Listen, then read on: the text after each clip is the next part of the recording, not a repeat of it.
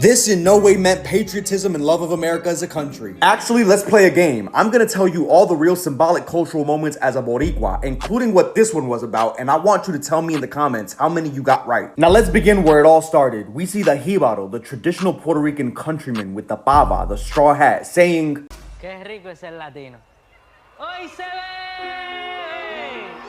and interestingly enough, he starts by setting the precedent that all of this is going to be in Spanish because he says Benito Antonio Martínez Ocasio, his full government name, presents el espectáculo de medio tiempo del Super Tazón, the spectacle of the halftime of the Super Bowl, all in Spanish. And if you look at the backdrop, you will see the sugarcane plantations, which in Puerto Rico were the backbone of the island's colonial economy, heavily dependent on enslaved African labor, particularly during the 19th century sugar boom. In the very next frames, we see Bad Bunny turned around before he reveals himself, and he's wearing a 64 on his football jersey. 64 was the number the Trump administration gave out as the number of people who died after Hurricane Maria, but the actual death toll by that time was actually 1,052. Then we see Bad Bunny walk around the sugarcane plantation, showing us very historical and cultural markers of Puerto Rican culture, like for example, the coconut stand, which historically, coconuts provided subsistence for Puerto Rican workers and were considered a vital tree of life for supplying water, food, and oil. The abundance of coconut palms allowed them to become a staple for local businesses. Roadside coconut vendors became a staple of Puerto Rican culture, particularly in coastal areas offering fresh,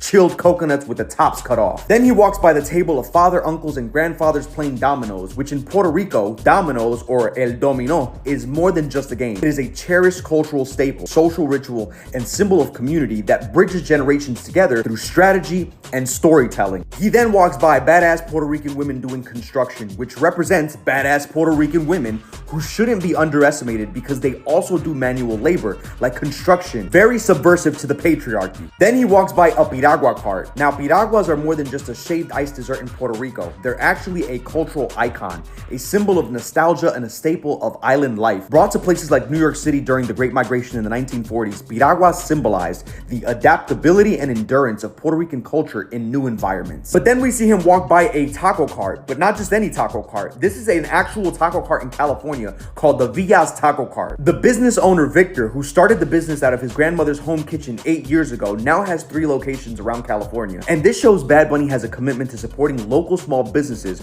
over big corporations. After he visits the taco cart, we do see him ducking under boxers as he continues singing. Often considered one of the best boxing nations pound for pound, Puerto Rico has produced over a dozen Hall of Fame inductees, and in 2004, it became the first territory to have champions in all 17 traditional weight divisions. Boxing is deeply ingrained in society, and it serves as a pathway for and reflection of the island's warrior spirit. Then we see the famous casita that we were introduced to at the residency in Puerto Rico. It serves as a cultural anchor representing home, community, and the Marquesina party culture. The Marquesina is an open-air garage where people meet, greet, and talk for hours all day. And yes, Black Afro-Puerto Rican representation was brought to the forefront at the casita because Black Puerto Ricans very much exist, take up space, and are family, no matter how much white supremacy doesn't like the fucking idea. And the same goes for queer and gay representation. We exist, live, laugh, and our gay joy is also resistance and revolutionary. But then to the melody of Monaco, he tells us that he made it to Super Bowl 60 because he believed in himself.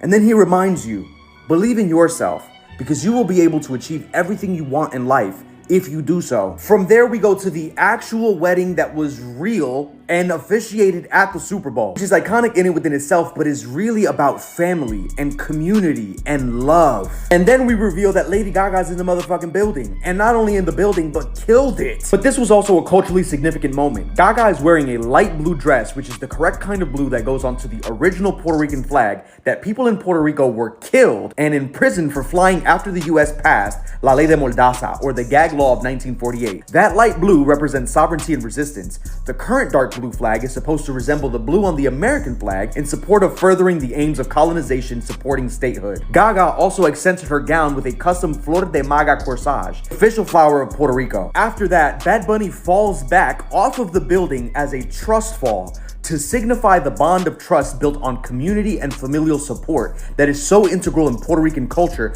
as opposed to the American culture, which is toxically about rugged individualism. He's falling onto his people because he knows they will catch him, because we're all we have, and we are each other's safety net. And yes, that Puerto Rican community is built in and around the bodegas, the mini marts, the mom and pop restaurants, and the Puerto Rican barbershops and salons. At one point, he even gets a shot of coconut rum from a woman named Toñita, who he also has in his music. This is the actual Toñita, who is the owner of Brooklyn's Caribbean Social Club, one of the last surviving Puerto Rican social clubs in the city, and she is an iconic figure in New York, and there is a celebration in her honor every June 22nd. After that, Bad Bunny goes and gives his little boy self-representation, his grown-up self, Album of the Year Grammy, and tells himself to always believe in himself, showing little Puerto Rican boys and Latino boys all around the diaspora that they should believe in themselves because they will go to extreme heights. Then he has a jibaro playing the cuatro, introducing Ricky Martin singing Lo Que Le Pasó a Hawaii from his DTMF album. This instrument, the cuatro, originated in 16th century with the jibaros, and it is primarily used in música jíbara,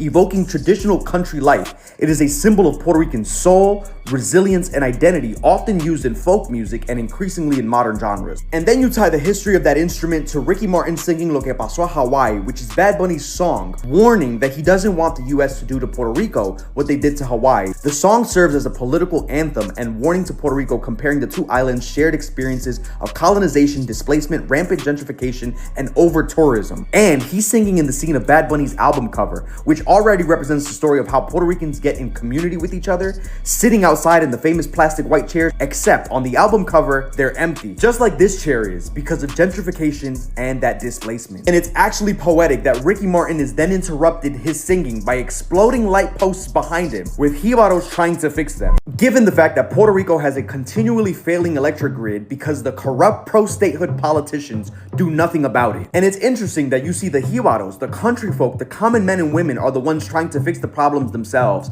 with no help or support from a governmental system. But Bad Bunny doesn't just stay on the ground singing to the camera his song El Apagón, which is really about the consistent blackouts that plague Puerto Rico. Because him on the ground having the Puerto Rican flag and singing directly to the camera demonstrates his world-facing advocacy and him using his platform to bring attention to the issue. But there's a point where he puts the flag down and climbs to the top of the light post himself to demonstrate his commitment to our people. He's saying, I will be in the trenches fixing this and in any one of our problems because we do this together. Community is central to this theme. But then we get to where we started. Bad Bunny looks at the football and he said, God bless America. God bless America. And people who know English specifically heard that and said, yes, he's being nationalistic and patriotic because he is American. Yes, stick it to the man. You're Puerto Rican. You're a citizen. But then they didn't hear the part right after that. Because right after he said, God bless America, he said a Spanish word, sea. God bless America.